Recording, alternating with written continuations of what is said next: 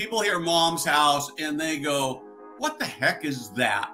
So let's just start and talk about it, because we actually know, and maybe we got to start. Let's have a little bit of fun with this. What is it that people think you are that you're not? A placement agent. Or a real estate agent. We're not real estate agents. Okay, what else? And we're not move managers. We're not the ones that get in to move all the stuff. Heard, oh, are you a community where mom's house, where mom lives? We're not a community either, but we work with all of those people we just talked about, right? Or we are the person that actually takes care of mom's house, that senior transition specialist when they move from their forever home into the new community. Okay, so let's talk about this from the context of a senior living sales operation. What does mom's house do for me? You know, I think, Steve, what we do for you at a top level is that we help you to get move-ins faster. We help you to convert those leads that you're getting and paying for. And then we also help you reactivate the 90% of the people that aren't moving into your care community. So we help care communities get people moved into care quickly so they can get the care they need. But from a business perspective, we're helping care communities be much more profitable with their existing clients. Okay. And how do you do that? Yeah. The way that we do that, Steve, is by unlocking that equity out of their house. A lot of sales directors feel like it's the neighboring competition, the new community down the street is who's taking all my clients. And we know that it's really 90% of people don't want to leave their house that they're in currently. And so they don't know, what am I going to do with my house? What am I going to do with this stuff? And so a lot of times these families don't want to get the house ready for the market, to get it cleaned up, to take that house that's full of their life, that they've been there 20, 30, 50, 60 years sometimes, Steve. And that's a daunting task. And so what they do is they decide, I'm just going to stay home. And so to reinvigorate those leads like Ben talked about, or to give them an option for the house, what it does is it gives them a way to know the path forward, right? And I think we're always looking for those incremental moves forward from the thinking about it stage to I'm moving into senior living. And one of the biggest ones, when you look from the senior living communities, they look at the financial side. How are you going to pay for this care? A lot of times the family is cash poor but house rich, but they're not house rich until they unlock that equity. So then it comes down to what is it going to take to get that house ready? What we found is that when the real estate agent comes in and says, clean this place out, do this list of rehab items, even in today's strong market, the family doesn't want to do that. The cost that it takes to rehab a house, to find contractors right now, yes, the market's good, but to find contractors, nearly impossible. To clean the house out, they find out, a crazy stat is about, in St. Louis here, it's about $3,000 to $5,000 to do an estate sale, but the average revenue created is about $3,000 to $5,000. And so you don't find out mom and dad stuff is worth maybe zero or maybe even worse until after the fact. And then what happens when they go to do a rehab, same thing could happen, but on a much bigger scale as far as their money. And so they're looking for an easier way forward. And that's what mom's house is. We are nationwide. We're looking to buy these houses from these families nationwide. Okay. So I'm sitting here, I'm a salesperson. I'm looking at this and I have a list in my head already of 6 people that I'm trying to get moved in who are saying, I don't know what to do with my house. And it creates this paralysis. So you you work with the community, you go to the family, to the potential resident, and you say, we will buy your house and your stuff. So we will buy the house as is in any condition and can close on it in a few weeks. Because we're not real estate agents, there is no 6% commission to the family. So there's no cost to the family. There's no cost to the care community. We're just going to help that family solve that problem, which is also helping the care communities solve the problem. So we're in there to buy it, and we're going to surround that family with love. We're going to surround that family with resources. So if they have stuff that's valuable, sure, we'll connect them with somebody that's one of our national partners in that market that can help with the stuff if there's some value. If there's not, it's more of an aggressive collector or hoarder, then we're going to be able to help to take care of that too. But it's how do we eliminate these objections that the families have that's slowing them down from saying yes to moving into senior living. And we know that once we get mom, medication management, nutrition management, socialization, it helps. They all say, man, I wish I'd done this 6 months ago. But I think what Phillip said, it's that forever home. And I think, Phillip, you skipped over one piece that's really important, and that is the families think their only option is a real estate agent. and to say you don't have to pay 6% or closing fees, and you don't have to come up with money for a rehab, or you don't have to go borrow money from a third party to get a bridge loan to be able to put money into the house to get it ready so then you can sell it. All those things are completely eliminated. Okay, so yeah, I got to stop you for a second. So I'm sitting here, I'm the salesperson, I'm thinking about it, and what you described sounds perfect, but I'll be honest with you. I got all these red flags going up all over there, just zing, zing, zing, zing, zing. Because I'll tell you what immediately comes to mind is these companies who will do reverse mortgages. And when you look at how much money you get, it feels like a total ripoff that nobody should do unless they are desperate. So is this only for desperate people, or can people really get their own value, their full value out of the house? Talk to me about that. It's a great question. With reverse mortgages, you can get those as early as 62 years old. The average move-in for us is around 82 years old. So a reverse mortgage is not what we're offering here. We're looking to buy the house. At our scale, Steve, we use this tool called the cost versus value guide that we share with all the communities. A family can go in and they can type in all the things that need to be rehabbed in the house. Maybe the real estate agent suggested to get top dollar, it's this, this, and this. They type those things in and they realize that they're only going to get about 60 cents back on the dollar that they spend, the cost versus the value of the return. And they go, well, why would I do that? For every dollar I spend, I get 60 cents back. It's not in their best interest. And so Ben and I have a company. We have over 1,000 senior transition specialists nationwide. It's our business to be real estate professionals and do things at scale. So average cost of a bathroom is around $20,000, according to the numbers.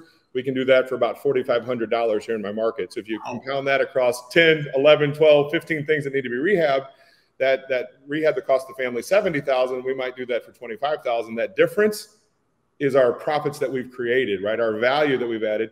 In the end, the family, it's going to be a matter of what do they net, Steve. And so a house that's rehab versus a house that's not, obviously, there's two different things there. To get that house retail ready is what the family's not trained to do on a professional level. I love it when a family's recently done a rehab. Maybe the daughter Judy just did a rehab on her own house. I love to say, hey, did you guys go under budget or over budget? And they're like, oh, we're way over budget. Did it take less time or more time? They're like, oh, they're like, I lived in my basement for a year while we did the rehab upstairs. So anytime that happens, the family realizes, and the real estate market today is good. Now, what's crazy about right now on today's date, the market is shifting right now in front of us, Steve. This has been working for years. I've been doing this for over 12 years in senior living. Right now, the real estate market is changing.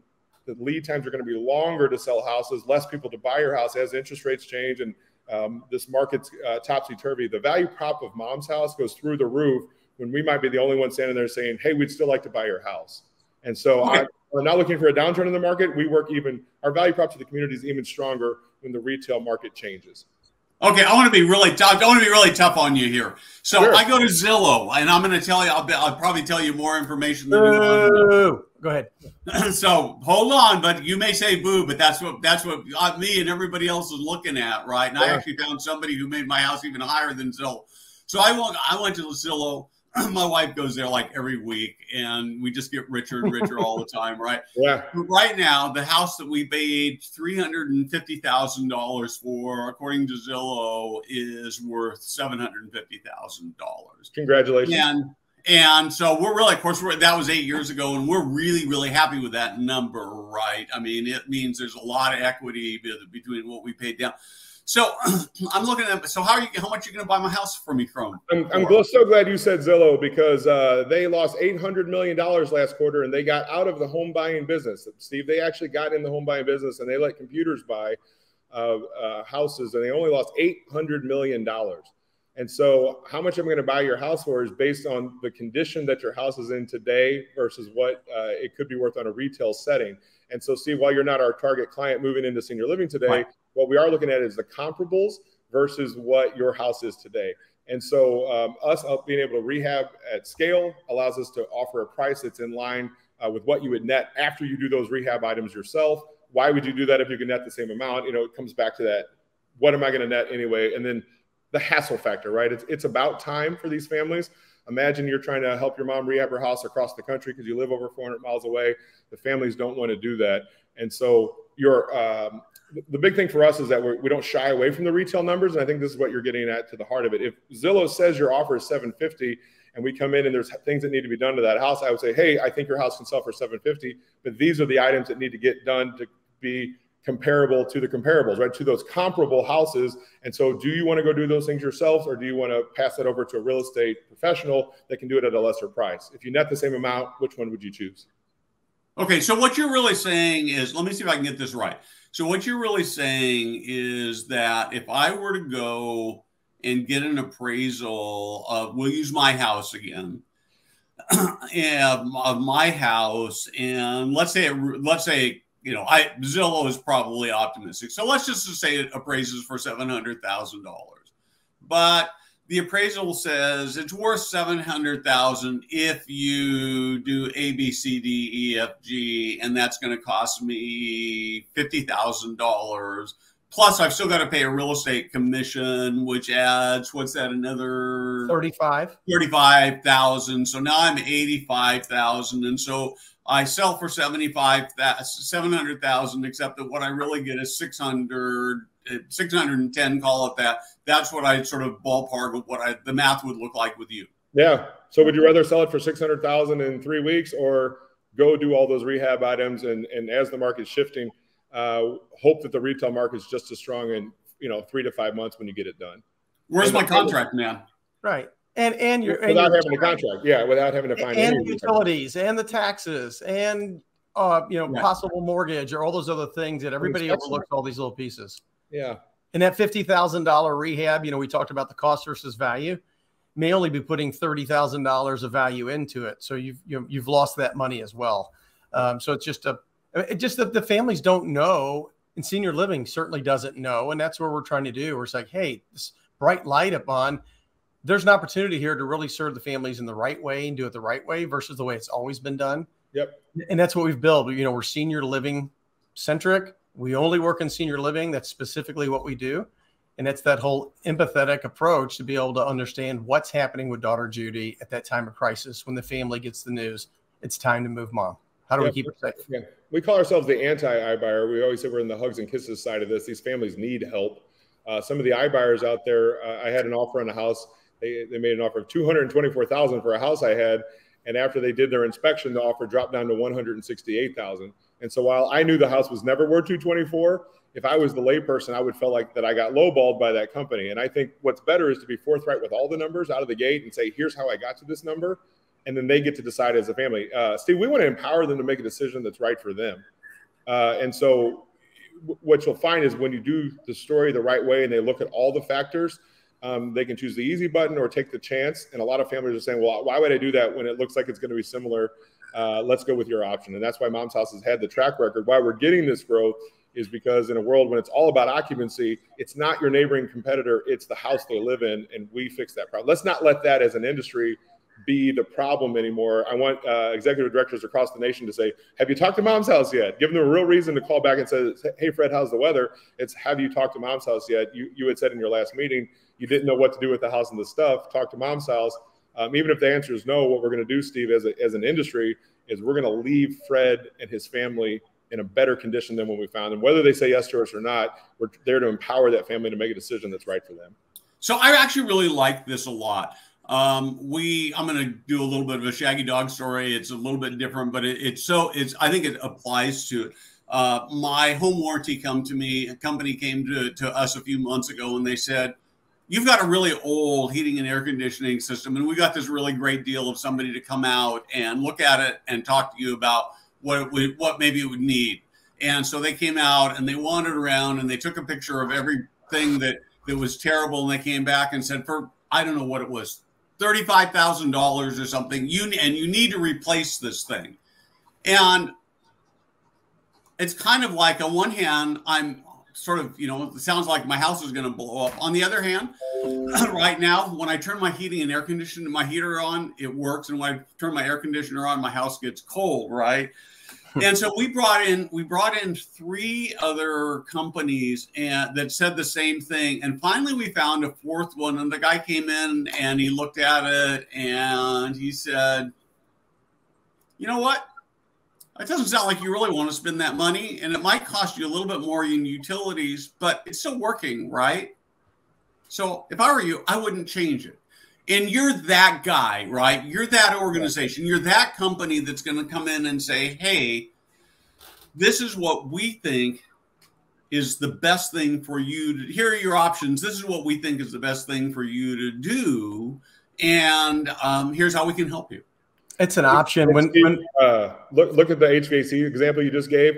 When your HVAC goes out, which one are you going to call back? Oh yeah, exactly. I'm going to call back the people who told me the truth. No doubt, right? And so that's what we're building here, is like give them all their options. Just be you know, we're looking for people, I say, with the right heart condition to be part of our senior transition specialists nationwide. We give them intense training on what these families are going through. The people that are in our program are in senior living, right? They're real estate people, but they're in senior living, and we understand so much is going on with this family. They need to be helped in that situation, not taken advantage of. And I see a lot of predatory things happening in the market, and we are the opposite of that. We want to give the families their options and help them in one of their biggest times of need. Yep. Yeah, I like what you said, Phillip, about, we're the AntiEye Buyer and the hugs and kisses business. And your example of 35,000, Steve, I mean, we know as real estate professionals that we might be able to go get that done for 18 or 10 or 10, Ben. The difference between those two is how we make money. It's not by some lowball offer to the family. We're giving them a fair offer. We just have the ability to go do it for a lot less. And so that's what we do for a living. We've been doing it for a long time. Yep. Yeah. And I many years ago, I sold real estate, and I know that when you can get a house in tip-top shape and you can stage it properly as an investor, and you have the time to do that and you don't have pressure, you can generate a lot of money without taking away from the person who sold it at all, who doesn't have the skills, the time, the resources to do that. So this is just such a cool option for it's. I mean, it's perfect for everybody, right? It ultimately solves a huge problem for family members. It solves a huge problem for the senior living community, and ultimately for me, because we're all committed to, we're all about making the lives of people who live and work in senior living better, which really means the lives of older people who are getting ready to move into senior living. It's about giving these older people a better, healthier, happy last chapters of their lives. And I love that. Yeah. And you used a word there that we love, Steve. You said that we're giving the family an option. There is no commitment when somebody gets referred to mom's house and we have a transition specialist go meet with them. They're just giving them an option. And so whether it's, care communities or in the placement space or whatever that is, we're giving families options that they don't have. And there is no commitment there. So we hear sometimes from care communities, well, if we're going to refer to you, what's that mean? And are you, there's no HIPAA stuff. We're not asking for any medical information. And if we don't get plugged in, if mom's house doesn't get plugged in, they're going to get plugged into a resource that doesn't know as much as we know of what's going on, and that family's experience isn't going to be as good. So there's no reason not to plug us in. And we get a lot of, what's the catch? Hey, what's the catch? This is too good to be true. It doesn't cost us anything. It doesn't cost the family thing. There is no catch. Yeah, we're looking for houses we can add value to, Steve. And so we have a lot of houses from 82-year-olds, not a lot from 28-year-olds, because of just the nature of this. That's the family that's owned that house for 40 years. Mom didn't keep up with the Joneses. She's got they've lived in these houses so long, Steve. Mom got her new kitchen in 1991, and now that kitchen has to be replaced because they bought it in 1972. And so, these families, Forever Homes, we take great pride in helping these families. Plus, from the senior living industry, you talked about, we help their problem. If there's a 28-month stay on average and we add 3 months onto the front end, that makes the industry more valuable by helping their clients with something that they know is a huge obstacle anyway. And so, like you said, it is a win-win across the board. Okay, so this actually brings up maybe something I should ask about. So let's suppose that my mom sold her forever house 20 years ago in upstate New York. And I took those proceeds, and I came out and I bought a brand new house in a subdivision in a neighborhood near me. And she's lived there for 5 years, and now she's needs to go into senior living, but the house is still fairly new and in good shape. So you might not buy a house like that because there wouldn't be enough upside. It's not true. It'd be based on what the house is. Is the market trending up or down? Are we going to rehab it? Are we going to add value to it? I've bought a lot of houses because of the convenience of not having to clean it out. The stuff sometimes, Steve, is way more harder to deal with because you have to deal with that in front of a rehab anyway. So let's say the house was, let's use the word hoarder, a retail therapy hoarder. Like the house doesn't have like weird dead animals in it, but it's got maybe just they bought too much stuff from QVC, but it's stacked to the rafters. Like cleaning that house out, but the house was in generally good shape. People sell to us for multiple reasons. It's the convenience. It's about time. It's about the fact that children don't even live in town. They fly into town and they think they're going to clean out the house and rehab it in one weekend. And, you know, see, they open up a box of pictures and half a day later, all the, you know, they realize, oh man, we, you know, I always say with families, they can't, you know, families that get along don't get along during this process because it's the division of things. When they realize they're arguing over who gets the mom's cast iron skillet, the last thing they want to do now is try to figure out what color kitchen they're going to install or who's going to be the rehab person. And so it's about getting mom to care quicker, adding time onto mom's life at that moment, at that critical moment of mom's life.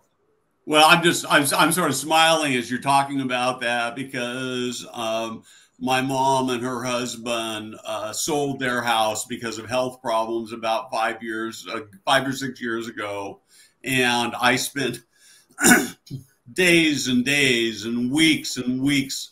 And my mom was what was the term you used? That retail hoarder. A retail hoarder, an aggressive collector. Mom was an aggressive collector. Mom was a retail hoarder. And I remember probably the worst experience, I'll be honest with you, was we found this little cubby hole into the attic space and we opened it up and there were boxes and boxes full of clothing, brand new clothing that never had been worn, and rat turds inside, and we had to put masks on. And I'm just thinking, man, if we had you there, it would have been, and so much work had to be done on this house. And, you know, it took, you know, there were hundreds and hundreds of man hours that we and other people put into that. And it's easy to discount that, but that's worth real money.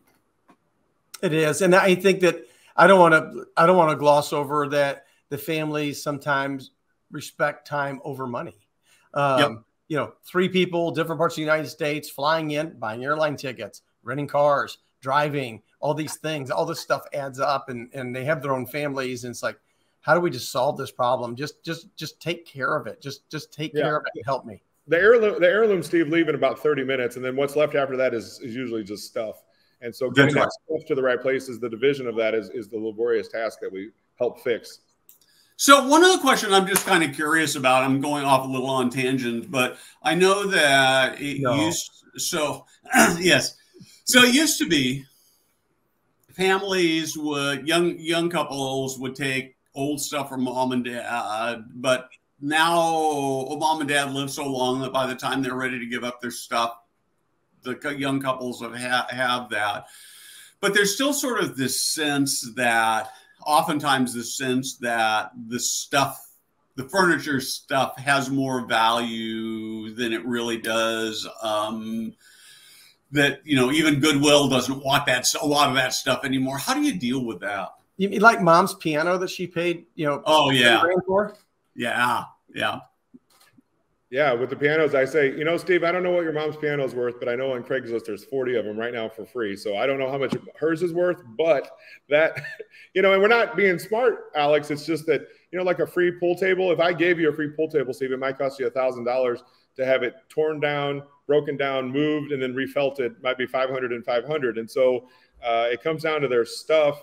To answer your question, it's the first generation that's kind of said no to grandma's china.